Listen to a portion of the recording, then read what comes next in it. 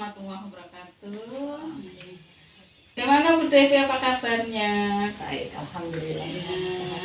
Sebelumnya saya ingin mengucapkan banyak terima kasih atas waktunya karena Bu Devi sudah bersedia saya ajak untuk wawancara.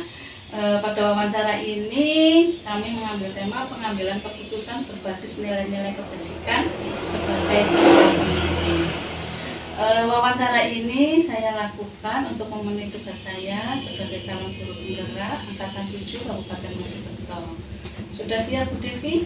Siap, monggo silakan. Ya. Selama ini bagaimana Bu Devi dapat mengidentifikasi kasus-kasus yang termasuk dilema etika atau bujukan moral Bu Devi? Kalau identifikasi itu kita tuh berarti menggolongkan gitu ya. Jadi kalau bujukan moral ini yang bersentuhan dengan aturan atau hukum-hukum yang berlaku. Jadi otomatis secara otomatis ketika kasus itu berkaitan dengan aturan-aturan yang ada atau tata aturan ataupun kaidah-kaidah hukum yang berlaku, maka kita sudah pastikan bahwa itu adalah termasuk bujukan moral. Sedangkan dilema etika bersentuhan dengan personality seseorang. Jadi ketika kita tahu kasus itu sama-sama benar, hanya saja kita bisa mendalami lebih jauh lagi tentang kebenaran kasus itu, gimana kita menggali fakta-faktanya. Terus, selama ini bagaimana Ibu menjalankan dalam pengambilan keputusan tersebut? Terutama untuk kasus-kasus misalnya kepentingan Ibu sama-sama benar atau sama-sama mengandung nilai-nilai kebajikan. Karena kita sebagai pimpinan itu harus bisa mengambil keputusan yang paling bijaksana, paling benar di antara yang terbenar-benar, maka yang harus kita jalankan adalah kita mengenali dulu duduk persoalan, intinya permasalahannya apa, kasusnya apa. Dari situ kita bisa menggali fakta-fakta yang ada dari berbagai sumber, siapa saja yang terlibat di dalamnya. Jadi seperti itu. Jadi untuk bisa menjalankan itu ya kita harus bisa mengambil keputusan sebijaksana mungkin sebagai pimpinan. Dari sini Ibu akan mengenali kasusnya Terlebih dahulu. dahulu. Sekarang langkah-langkah atau prosedur seperti apa yang biasanya Ibu lakukan selama ini? Seperti yang saya katakan tadi, bahwa yang pertama kita itu mengenali kasusnya dulu, ya kan? Kita kenali, kita pahami, kemudian kita gali fakta-fakta yang ada, dari mana sumber-sumber itu, siapa saja yang terkait dalam permasalahan itu. Kalaupun misalnya permasalahan itu sama-sama benar dan sama-sama yang harus menjadi keputusan, paling tidak kita sebagai pimpinan bisa mencari titik celahnya, mana sih dari yang benar itu, dari benar dan benar menjadi yang paling benar. Jadi kita jangan sampai apa yang sudah kita lalui itu kita lewati, langkah-langkah tadi misalnya sudah fakta sudah jelas, ya kan, mengenali masalah sudah tahu, kemudian sumber-sumbernya sudah tahu, dan dari situ pasti ada salah satu yang bisa menguatkan untuk bisa pengambilan keputusan secara bijaksana. Jadi sini Ibu akan mengenali kasus, menggali sumber, akan merefleksi lagi. Betul, ya. Ya. Yang sekarang hal-hal apa saja yang selama ini Ibu anggap efektif dalam pengambilan keputusan tersebut, Bu? Yang paling efektif ya setelah kita mengetahui kasusnya, kita bisa mempertimbangkan baik buruknya, paling nggak kita mungkin kita bisa meminta pertimbangan dari pihak-pihak tertentu yang nantinya akhirnya menjadikan keputusan itu sebagai keputusan yang paling baik, yang paling bijaksana, yang tidak kedepannya tidak merugikan pihak manapun. Oke. Terus selama ini apa yang menjadi tantangan Ibu dalam mengambil keputusan? Apakah ada tantangannya? Kasus-kasus dilema etika ya. Karena dilema etika ini sangat kental dengan personality ya, istilahnya dengan emosi seseorang. Jadi ketika kita ngambil keputusan sebagai pimpinan itu tidak bisa berat sebelah istilahnya. Jadi kalau kita ngambil jangan selalu karena kasihan, ya kan, karena kita punya hubungan internal personality yang bagus atau punya sesuatu yang lainnya, tetapi sebagai pimpinan harus bisa mengambil keputusan yang paling bijaksana agar nanti keputusan yang diambil itu menjadi baik ke depannya, tidak akan menjadikan persoalan yang lebih pelik lagi dan tidak merugikan pihak-pihak yang lainnya. Ya, jadi tantangannya Ibu harus mengambil kebijakan yang benar-benar ya, istilahnya pengelolaan emosi sebagai pimpinan ini harus tertata dengan baik, jadi tidak berat sebelah, istilahnya tidak memandang mana sih guru saya ini yang paling baik, jadi saya harus baik-baik sama beliau, jadi kalau ada sesuatu sama beliau saya loloskan karena saya baik, atau paling enggak karena beliau ini terlalu bagaimana saya harus kasihan. Akhirnya saya mengambil keputusan berdasarkan kasihan. Jadi saya harus pintar-pintar mengelola emosi saya secara baik. Jadi saya bisa memutuskan segala sesuatunya berdasarkan fakta yang ada, sumber yang bisa dipertanggungjawabkan, pihak-pihak yang nantinya tidak akan menjadi dirugikan. Ya, baik. Sekarang apakah Ibu memiliki sebuah tata kala atau jadwal tertentu dalam menangani suatu kasus? Apakah bila mendapat kasus langsung diselesaikan atau ada jadwalnya? Bagaimana Bu? Nah, ini tergantung kasusnya. Dan kita kalau ada kasus yang istilahnya ada ringan, mungkin atau sederhana, atau biasa saja, atau yang kasus yang berat. Seandainya kasus-kasus itu ringan yang sekiranya saya bisa membuat keputusan itu secara pribadi dan tidak melibatkan pihak lain, nggak perlulah untuk kita membuat jadwal, karena secara pribadi saya bisa membuat keputusan itu sendiri. Tetapi manakala ada persoalan atau kasus-kasus yang memang serius dan harus melibatkan pihak-pihak tertentu, maka paling tidak karena harus ada pihak-pihak tertentu, nah, kita harus punya menjadwalkan, karena kita nggak bisa, misalnya saya putuskan hari ini kita rapat, tapi belum tentu pihak yang kita ajak itu bisa, jadi harus terorganisir atau tata kala tadi ada penjadwalan. Tapi kalau kasus itu ringan yang semestinya saya bisa memutuskan dan tidak melibatkan pihak-pihak yang tertentu, ya bisa tanpa harus membuat jadwal atau penjadwalan.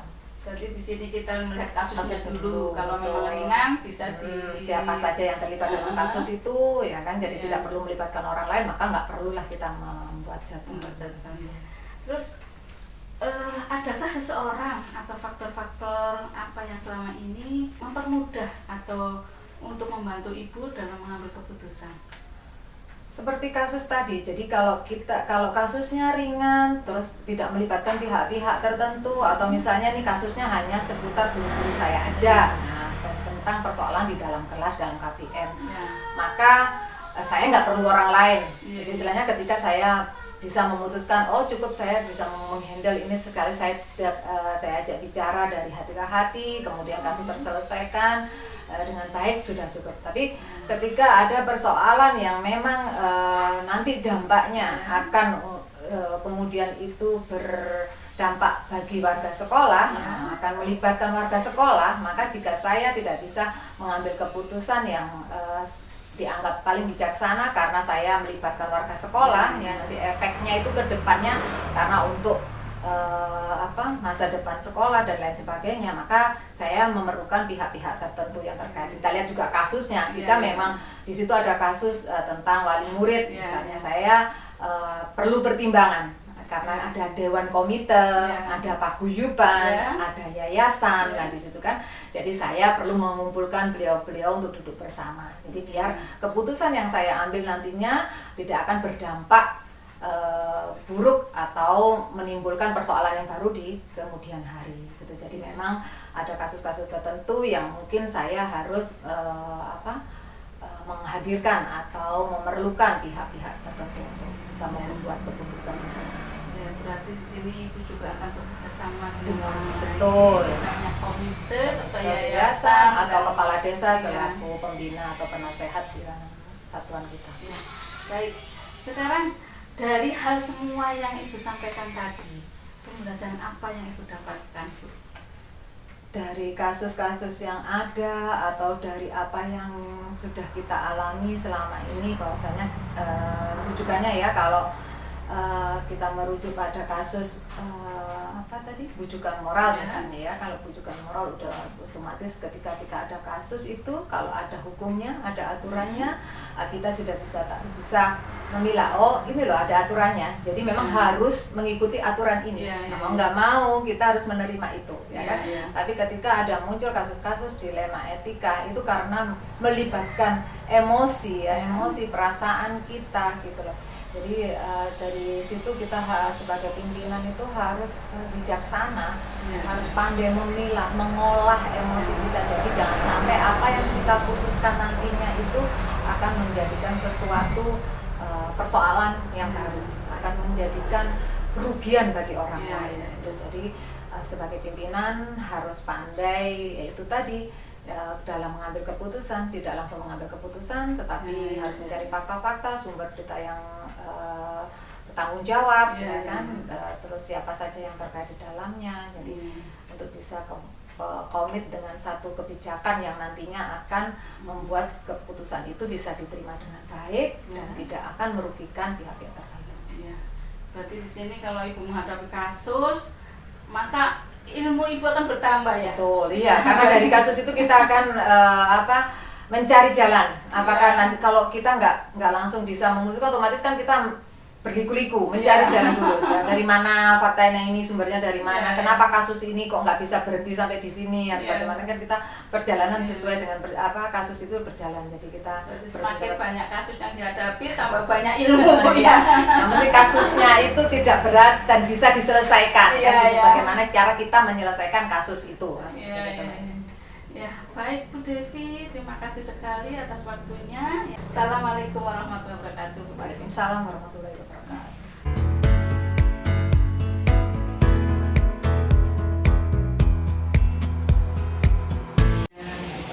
Gimana kabarnya Bu? Baik-baik. Ya, alhamdulillah. Sebelumnya saya mengucapkan terima kasih atas waktunya karena kemudian bersedia untuk saya wawancara. Wawancara ini adalah dengan tema pengambilan keputusan berbasis nilai kebajikan sebagai pemimpin. Wawancara ini saya lakukan adalah untuk memenuhi tugas saya sebagai calon guru penggerak angkatan 7 Kabupaten Mojokerto. Baik, kemudian saya mulai. Sini selama ini bagaimana Anda dapat mengidentifikasi kasus-kasus yang merupakan dilema etika dan juga moral? Terima kasih sebelumnya atas kesempatannya. Saya akan jawab. Selama ini saya mengidentifikasi kasus-kasus yang ada, khususnya di lembaga saya sendiri. Awalnya pasti dari masukan yang ada, dari informasi yang ada, yang saya dapat, saya dengarkan dulu seperti apa, kemudian akan saya pilih apakah kendala atau kasus-kasus itu merupakan kasus-kasus atau kendala yang dimiliki oleh beberapa pihak atau yang kepentingannya lebih luas. Lalu selanjutnya mungkin setelah saya tahu bahwa itu menyangkut kepentingan yang lebih luas ataupun juga harus segera diselesaikan, baru masuk ke tahap pertimbangan dulu apakah ini masuk ke dalam bukan moral atau dilema etika. Setelah kami pertimbangkan, biasanya kami juga melibatkan tim guru ataupun kadang wali murid jika itu memang berkenaan dengan wali murid, kepentingan yang lebih besar atau yayasan juga, untuk bisa kami ajak rundingan, untuk bisa kami ajak mempertimbangkan mengambil jalan keluar dari masalah yang ada. Seperti itu. Berarti di sini Ibu akan melihat atau mencari masukan dulu atau informasi dari yang bersangkutan, baru kemudian mengevaluasi.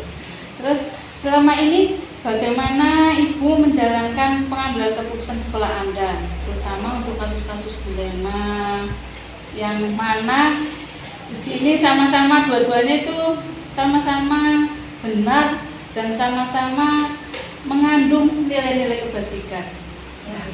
Nah itu kalau dilema etika memang lebih lebih sulit karena keduanya benar. Jadi kalau keduanya dijalankan juga benar, kalau tidak kan karena sama-sama mengandung nilai kebenaran dan juga kepentingannya juga bisa sama.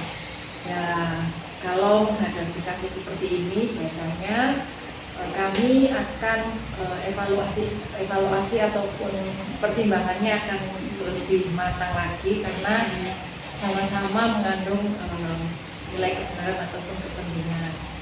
Dan kami setelah menimbang biasanya kami ambil keputusannya itu bisa kami kolaborasikan dua. Jika memang dua ini bisa dikolaborasikan atau diambil jalan tengahnya sehingga kerugian ataupun hal-hal yang tidak diinginkan itu bisa kami minimalisir. Jadi kalau memang itu harus dilakukan kedua-duanya dan bisa dilakukan kedua-duanya, kami akan melakukan. Tapi jika memang itu harus memilih salah satu, maka kami pilih itu pun tidak satu bagian itu karena ada pihak yang lain, pertimbangan yang lain yang juga harus kami pikirkan karena tadi benar sama-sama. Ya, jadi sini Ibu akan mempertimbangkan lebih matang lagi dan akan mengambil jalan tengahnya ya.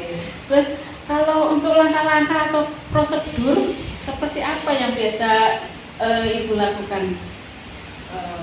Baik, kalau dalam pengambilan keputusan langkah-langkahnya mungkin tidak tertulis secara detail, tapi yang sudah kami lewati yang pertama tadi kami mendengarkan kalau pertama ada info masuk, keluhan masuk, kemudian kami analisis dulu. Jadi waktu tadi ada info yang masuk, sebisa mungkin kami dengarkan dari berbagai macam pihak sehingga lebih banyak input yang kami terima, lalu kami analisis, kami pertimbangkan bagaimana kepentingan ini bersangkutan, apakah hanya beberapa pihak ataupun kepentingannya lebih luas. Lalu kemudian setelah mempertimbangkannya, kami ambil keputusan. Setelah itu kami sampaikan, tak lupa kami ada evaluasi setelah keputusan itu. Berarti langkah-langkahnya mendengarkan informasi dulu, kedua menganalisis, mempertimbangkan, baru membuat keputusan. Tapi keputusan itu juga dipertimbangkan lagi ya. Yes. Selanjutnya nih, hal-hal apa saja ya yang selama ini Ibu anggap efektif dalam pengambilan keputusan itu? Kalau langkah yang efektif yang sudah kami lakukan itu tadi, jadi masukannya sebisa mungkin tidak hanya dari satu pihak. Jadi kalau memang ada dua pihak, kemudian kami dengarkan. Kalau untuk ada masukan yang lain juga kami dengarkan karena itu juga mempengaruhi nanti hasil keputusan. Jadi semakin banyak informasi yang kami dapat, semakin objektif nanti kami mengambil keputusannya. Terus di sini hal-hal apa saja yang selama ini merupakan tantangan bagi Ibu dalam mengambil keputusan pada kasus-kasus dilema etika ini, Bu? Nah, tantangannya yang pasti karena tadi kerjasama sama-sama benar. Jadi sebenarnya ya ini harus dilakukan ketika diperhadapkan dua pilihan, ya pasti itu suatu tantangan tertentu karena harus pilih salah satu. Jadi tantangannya terbesarnya itu tadi sama-sama kepentingannya ini juga tidak bisa ditinggalkan, yang satu juga tidak bisa dikesampingkan, tapi yang lain juga harus tetap dijalankan. Nah, itu tantangan tersendiri selain dari nanti konsekuensi yang muncul setelah keputusan diambil, karena tadi awalnya kan memang sudah sama-sama benar dari dua kasus ini. Terus apakah Ibu memiliki sebuah tata cara atau jadwal tertentu dalam sebuah penyelesaian kasus dilema etika ini? Apakah Anda langsung kalau ada masalah Anda langsung menyelesaikan di tempat atau memiliki sebuah jadwal untuk penyelesaian masalah tersebut? Gimana? Kalau penyelesaian masalah kami lihat dulu biasanya kalau masalahnya itu menyangkut kepentingan siswa dan harus disikapi, pasti penyelesaiannya akan kami ambil tindakan segera. Namun pernah juga ada yang seperti kesulitan kendala itu yang menyangkut tentang seperti jadwal atau program. Biasanya kalau program seperti itu karena butuh evaluasi lagi, biasanya ada kami jadwalkan untuk mungkin ada pertemuan dengan tim guru atau tim yayasan untuk kita bahas bersama. Tapi biasanya kalau yang sering terjadi pasti setelah ada kasus kami akan melakukan pengambilan keputusan atau kebijakan untuk segera menyelesaikan. Jadi di sini ibu melihat kasusnya, kalau kasusnya itu ringan langsung diselesaikan, ya kalau memang susah harus ada jadwalnya. Terus adakah seseorang atau faktor-faktor apa yang selama ini mempermudah atau membantu ibu dalam pengambilan keputusan? Ya, kalau untuk pengambilan keputusan yang sangat membantu ialah tadi, jadi banyak informasi yang kami dapat, yang membantu kami bisa dari orang tua murid, yayasan, juga yang terpenting itu tim guru. Apalagi kalau kejadiannya berkaitan dengan pembelajaran ataupun dengan keadaan yang terjadi pada siswa, itu biasanya tim guru kan lebih paham tentang karakter-karakternya anak. Jadi yang paling mendukung ya tadi tim guru yang pasti. Ya. Terus dari hal semua yang disampaikan ibu tadi, kira-kira pembelajaran apa yang dapat Anda petik dari pengalaman ini dalam mengambil keputusan tentang dilema etika ini?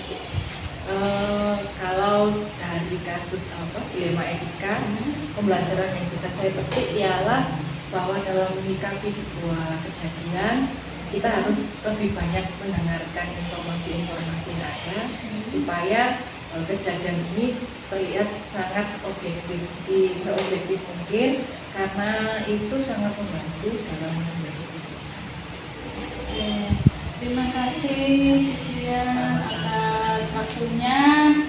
Sekali lagi saya mohon maaf. Selamat siang.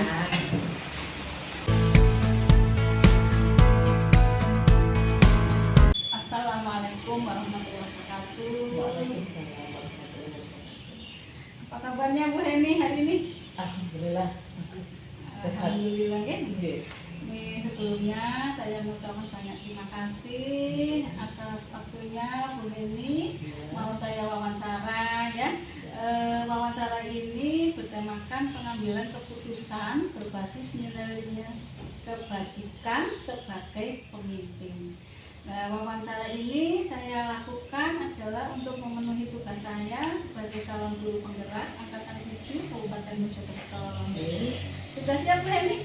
Siap. Selama ini bagaimana Bu Heni dapat mengidentifikasi kasus-kasus yang termasuk dilema etika dan kejutan moral? Bagaimana Bu Heni caranya? Kasus dilema etika dan kejutan moral. Kalau dilema etika itu kasusnya yang sangat benar ya. Iya. Kalau benar sama benar. Terus kalau kejutan moral jelas ya benar sama benar. Jadi pertama memang saya lihat dulu, saya identifikasikan dulu, termasuk yang mana kasus ini. Jadi saya identifikasikan dulu.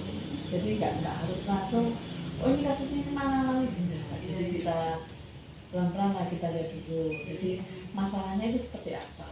Jadi identifikasikan di manakah yang termasuk ini kasus memang benar ya. Jadi kan kalau benar-benar kan memang harus diselesaikan. Kalau benar sama salah kan wis jelas ini salah. Wis gak usah di itu ya wis kita tahu gitu Bu. Jadi saya identifikasikan dulu masalah. Selama ini bagaimana Anda menjalankan pengambilan keputusan di sekolah Anda, terutama untuk kasus-kasus di mana ada dua kepentingan yang sama-sama benar dan sama-sama mengandung nilai-nilai kebajikan. Caranya bagaimana, Bu? Setiap keputusan kan tidak harus langsung diputuskan ya. Jadi kita harus tahu, kita kumpulkan fakta-faktanya dulu. Jadi faktanya kita kumpulkan, kita lihat dulu siapa-siapa yang terlibat. Jadi kita setelah tahu, setelah fakta-fakta kita kumpulkan, siapa saja yang terjadi, siapa saja yang terlibat di situ, nanti kita bisa tahu solusinya seperti apa. Nah, setelah kita tahu solusinya, oh ini jadi solusinya seperti ini misalnya, baru kita nanti keputusan. Dan keputusan itu pun juga tidak harus langsung dijalankan ya juga, jadi harus direfleksikan juga. Direfleksikan lagi. Ya, kalau misalnya ada yang terbaik ya. Ya. Di sini Ibu akan mengumpulkan fakta-fakta dulu, Iya, melihat iya. siapa yang Siapa yang terlibat, terlibat dan dulu. tapi setelah itu juga merefleksikan lagi. Iya. Terus langkah-langkah atau prosedur seperti apa yang biasa Ibu lakukan selama ini, selama jadi kepala sekolah dalam mengambil keputusan? Langkahnya dalam urusan ya, Iya. sama kayak tadi. Iya. Jadi setelah kita mengumpulkan fakta, terus kita lihat tadi siapa yang terlibat, terus kita beri solusi kan tadi. Setelah itu nanti kita akan tahu bahwa keputusan tadi kita buat sudah benar atau tidak. Ya, jadi apa yang saya putuskan nanti berkelanjutan berkelanjutan ya Bu ya. Jadi tidak harus masalah kita lihat juga dulu masalahnya seperti apa ya, tapi masalahnya kita lihat dulu, oh masalahnya seperti ini. Kalau memang masalahnya kalau kita identikan tadi itu masalahnya nggak terlalu berat, ya gampang kan ya Bu ya. Jadi kita panggil aja, kita selesaikan, terus kita berikan solusi, nanti ke belakangnya kita refleksikan lagi, terus seperti ini gitu Bu. Jadi saya apa ya namanya itu ya? Tadi mengumpulkan fakta dulu. Iya, jadi enggak, jadi langkah-langkahnya kita ikuti lah. Jadi enggak harus selesai hari ini kasus selesai hari ini, enggak kan, tidak harus seperti itu kan Bu ya. Kita lihat seberat apa bebannya yang kasusnya itu seperti apa gitu ya Bu ya. Iya, memang harus seperti itu. Iya. Kita tidak harus semata-mata langsung menyelesaikan. Kalau emosi sesaat ya, alas gampang masalahmu kan gitu. Tidak seperti itu. Kita lihat juga nilai kemanusiaannya di mana, nilainya di mana ya. Rasa kita juga di mana gitu kan Bu ya. Ya, baik. Hal-hal apa saja yang selama ini Ibu anggap efektif dalam pengambilan keputusan pada kasus-kasus dilema etika ini Bu? Yang paling efektif Yang dianggap efektif. Kita kan yayasan besar Bu. Jadi mungkin beda yayasan sekolah saya sama sekolah kayak sekolah Dharma Wanita beda ya. Kita kan apa namanya Kartika Jaya. Jadi saya juga punya atasan. Ya, kalau memang dilema etikanya tadi sebatas dalam tahap masih bisa diselesaikan, saya akan selesaikan. Saya butuh teman atau teman guru atau rekan sejawat ya Bu ya. Kalau memang sudah melebar, saya akan ke komite, saya akan ke pengurus juga, atau seperti itu kita lihat dulu nanti bukannya seperti apa. Jadi di sini Ibu akan melibatkan berbagai pihak. Iya, jadi ya tapi bila dulu seperti apa tadi kasus dilema etikanya tadi ya Bu ya. Kalau memang hanya terbatas antara saya sama guru, saya selesaikan sendiri. Gitu ya. Gini. Terus ambilan keputusan ini apa Bu? Tantangannya. Gini Bu ya, kembali lagi tadi Bu. Iya. Kita itu kan bukan yayasan biasa Bu ya. Di dalam lingkungan militer di sekolah saya, karena juga ada kita atasnya ada divisi, pasti punya peraturan. Ya jadi ya pertama memang saya ada peraturan juga, tapi juga rasa kemanusiaan tadi Bu, rasa kasih sayang saya ya. Jadi tidak harus masalah itu saya selesaikan di sana kan tidak. Jadi peraturannya pasti semua guru sudah tahu. Peraturan di sekolah ini seperti ini pasti tahu. Ya.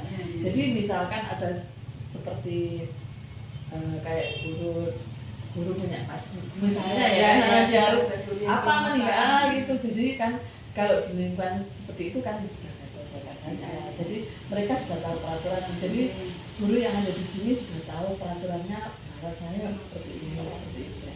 Ya jadi memang itu tantangan Bu. Jadi ya kasihan juga misalnya ya Bu ya. Misalnya Bu ini itu iya Bu, tapi kan meskipun peraturan juga kadang ya harus saya dahulukan rasa kemanusiaan dulu ya gitu Bu ya.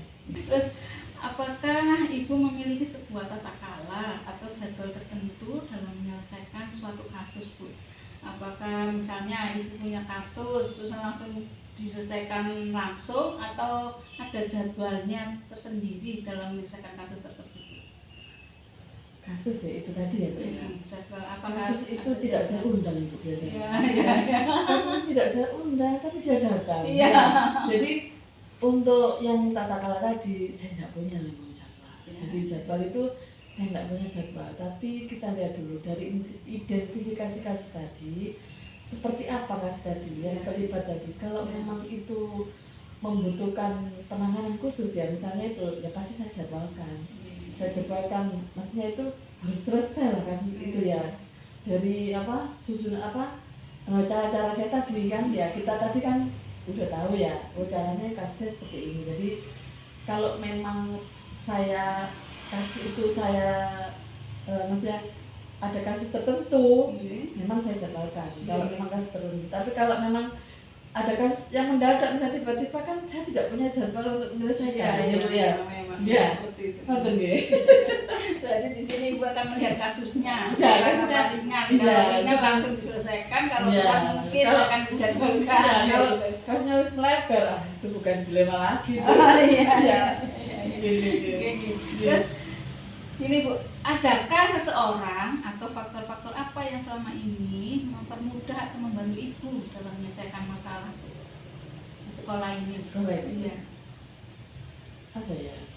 Kalau kasusnya ringan dan itu tidak perlu penanganan khusus saya selesaikan sendiri. Dan kalau memang antar pribadi, kasusnya antar pribadi ya. Tapi kalau sudah kasusnya sudah itu ya pastilah ada seseorang saya punya entah itu dari pengurus ya pengurus yayasan atau apa.